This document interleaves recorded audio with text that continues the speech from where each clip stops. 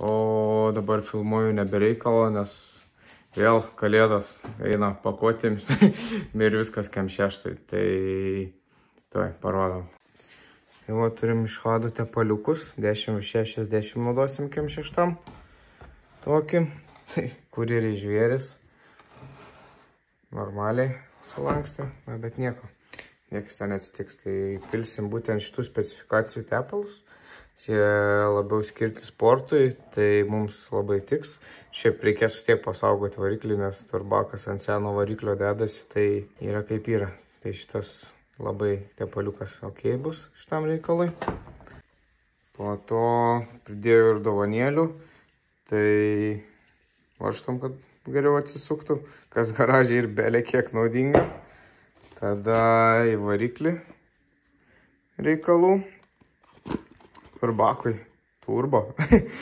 Ir kurui pakelt oktanui. Tai šitą greičiausiai pilsiu dabar į džipą, nes kem 6 greit nereikės. Tai atsiliepimus galėsiu papasakoti truputėlį vėliau. Bet kiek žiūrėjau atsiliepimų ir kiek mačiau šiaip žmonės, kurie naudoja, tai labai džiaugiasi visais Hado tiek papildais, tiek tepalais. Tai manau, kad visi galite užsukti hado.lt ir apsipirkti tenais šitų reikaliukų. Nu, šiandien laiks nusiimti karterį. Tai pirmą travers, šakis atsileisti. Tai mechaniks, pagačior. Это проблема. Бегis mažas. Сровės.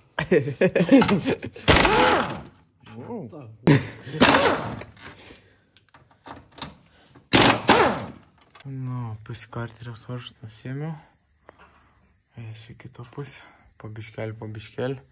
Travers išversts. Vaizdelis ne pats gražiausias, bet ir kaip ir. Nu, va, karterį pasileidau. Dabar šitais reikia atsisukti iš Kyjivo. Mes už Kyjivo darim varžtus. Čia reikia pasileisti, tad galės nuimti karterį. Užkis tokie darbai, bet ką darysi. Sveiki, tai naujienos tokios. Tai iš garažo turiu ten biškelį pafilmavęs, tai nieko daug nepadarėm, nusiėmėm karterį ir įsileidom tepalus. Nes jau uždėjom nubėgimus daryti, bet atsitiko taip, kad va dabar taip atrodau. Tai, kad nepalikti visiškai be videkų, galvoju, reikės kažkaip ruoštis tiek VLDC. Tai kol ruošiuos VLDC su viena ranka, gal biškai parodysim procesą, kaip susisetapinu, kaip ką pasidarau ir kokį setapą naudot žadėjau. Nes dabar biškai kitaip reikės mokytis su viena ranka lėkti. O varžybų nenoriu praleisti, vis tiek. Tos varžybos yra pasirašymas sezonui, tai dabar tada apsitvarkom kambarį ir parodysiu, ką čia turiu pasidaręs ir su kuo planuoju lėkti. Tai va, turim iš kem 6 keleivio sėdynę parsinešę ir Rygas savadarbis toks.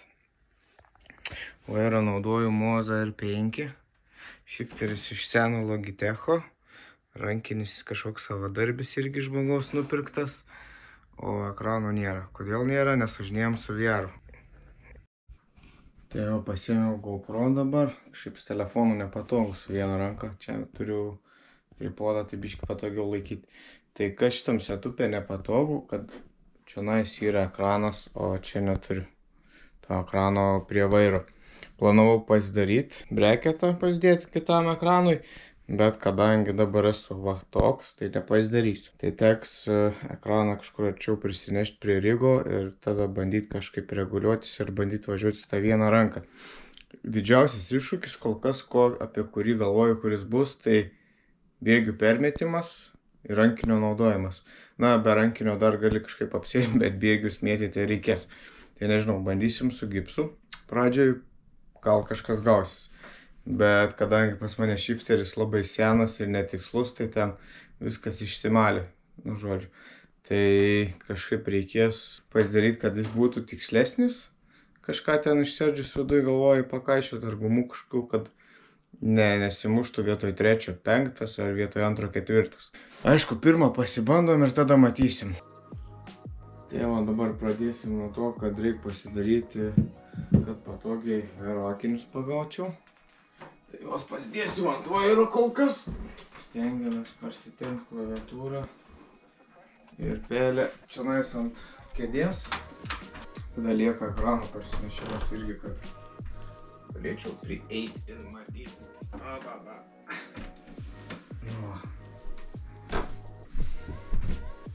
Šitos dalykus pasidarėm. Lyg ir matysiu. Nepatogiai vis tiek. Gerai, bandom pasižiūrėti. Su kairė ranka irgi nepratęs valdyti kompų. Po to gal pažiūrėsim ir pastreaminti šiais. Bet pradžioje pasidarom šičia reikalus ir tada matysim. Nes kol kas čia sunkiai sekasi. Ok, mozai updėtis, updėtis pasidarom. Tai va, žiūriu dabar, kad pas mane čia kambarį betvarkė, bet su viena ranka sunku viską daryti. Tai va, pasimsim ausinės, kažkaip bandysim jas irgi užsimaukšlinti ant galvos. Bet žiūrėsim, kaip čia seksis, nes dar iš tikrųjų nieko nesibandžiau. Ir vis dar turiu galvoje, kad planuoju važiuoti VLDC. Kol kas ir prie to gipso nesu pripratęs, tai dar tas labai užknis. Nu, bandom. Pasižiūrėsim, kaip čia gausis. Ir visą laiką nusiem dar reikėtų persikėti ir iš naujo stirlą ir spėsiu paspausti, kad išcentruotų normaliai. Pagal sėdėsime ir mašinai buvimą. Šitą kontrolį pasidėkim, kad turėtume netoli. Bandom dėti ausinės, nes be ausinių važiuoti nemoku, kai negirdžiu automobilio garso.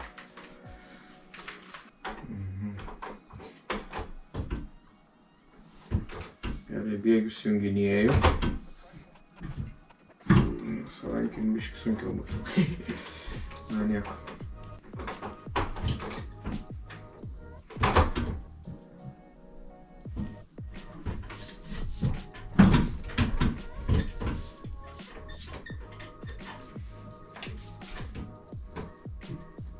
Kaip matau, viskas įmanoma kol kas.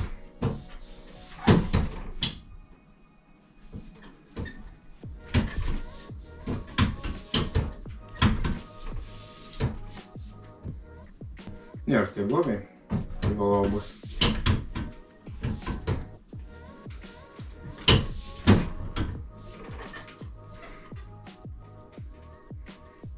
Tikiuosi, daktarai nemato, kad rankinčią tampau su to gipsu, bet šį atsitiks tam gipsai.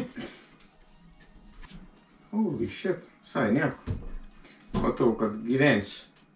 Tai va, išsibandėm, pažaidėm biškim ir galvoju, kadangi kompą biškį atsinaujinęs esu vasarą, gal išeitų jau net ir porą streamų padaryti.